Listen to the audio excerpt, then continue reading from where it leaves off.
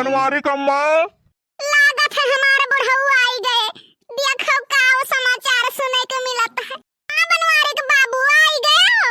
हाँ बनवारी कम्मा आई गए। वहर का समाचार कुल ठीक ठाक है। 15 दिन बचा है बिटिया के ब्याह के। कुल तैयारी फटाफट कर लियो। का बनवारी के बप्पा इतना नजदीक है काहे दिना धैली हो।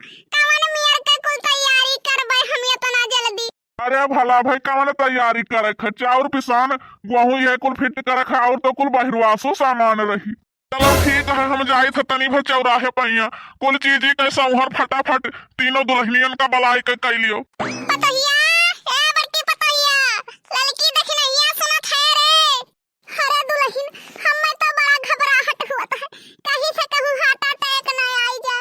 आई का हाथी बूढ़ा तुम्हें हार्ट अटैक हो जाए तो हम सब का करबे।